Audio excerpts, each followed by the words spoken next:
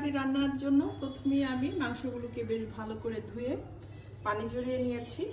আর এই পর্যায়ে অ্যাড করে দিচ্ছি 1.5 টেবিল চামচের মতো লাল মরিচের গুঁড়া, 1 টেবিল চামচ হলুদের গুঁড়া, সেই সঙ্গে অ্যাড করে দিচ্ছি ধনিয়া গুঁড়া 1 চা চামচ পরিমাণে এবং জিরা গুঁড়া 1 চা চামচ পরিমাণে।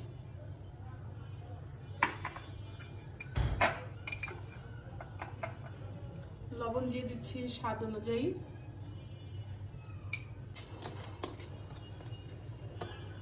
অ্যাড করে দিচ্ছি আদা রসুনের পেস্ট, আদা আর রসুনের পেস্ট একই সাথে করা। এখন আমি এখানে 2 টেবিল চামচের মতো আদা রসুনের পেস্ট দিয়ে দিচ্ছি। এখানে বিফ হবে প্রায় 1.25 কেজির মতো। অ্যাড করে দিচ্ছি কিছুটা সরিষার তেল,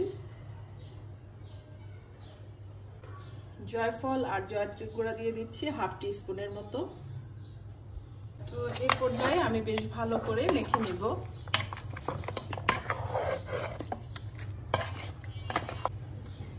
মশলা মাখা হয়ে গেছে, এখন আমি আধা ঘন্টার জন্য রেস্টে রেখে দিব। ফ্রাই প্যান আমি চুলায় আগেই দিয়েছি। আর এবার অ্যাড করে দিচ্ছি সরিষার তেল, প্রায় 1/2 কাপের মতো তেল আমি এখানে অ্যাড করছি। অ্যাড করে দিচ্ছি পেঁয়াজ কুচি, 1 কাপের মতো পেঁয়াজ কুচি অ্যাড করে দিলাম।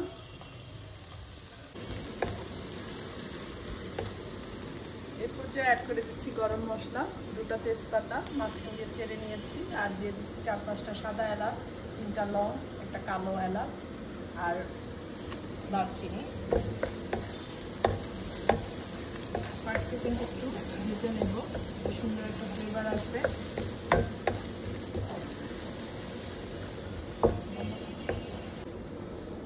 এর পর্যায়ে অ্যাড করে দিচ্ছি ম্যারিনেশন করা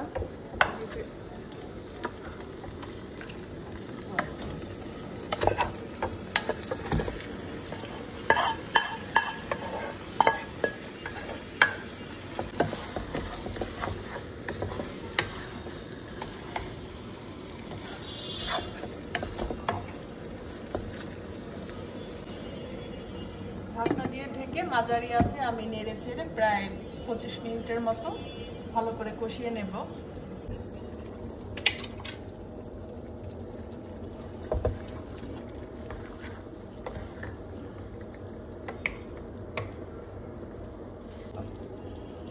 এর পর্যায়ে অ্যাড করে দিচ্ছি 1 টেবিল চামচের মতো টমেটো সস।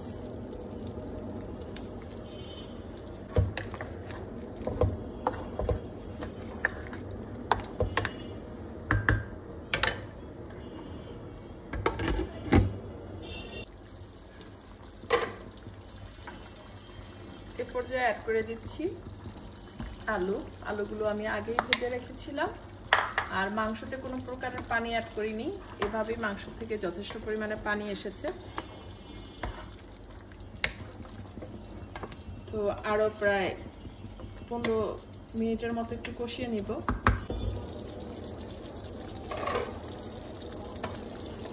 মাংস কষানো হয়ে গেছে, এ পর্যায়ে অ্যাড করে দিচ্ছি 2 কাপের মতো উষ্ণ গরম পানি।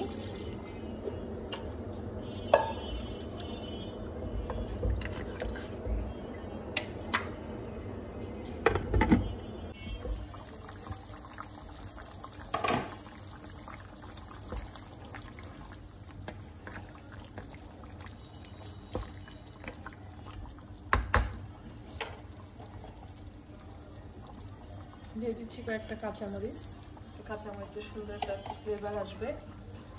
আর অ্যাড করে দিচ্ছি 1 টেবিল চামচের মতো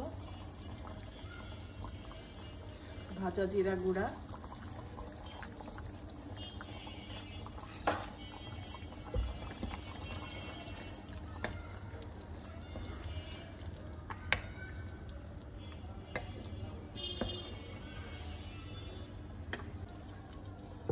ঢাকনা দিয়ে ঢেকে প্রায় 5 মিনিটের মতো লো আঁচে রান্না করব, তারপর চুলাটা বন্ধ করে দিব।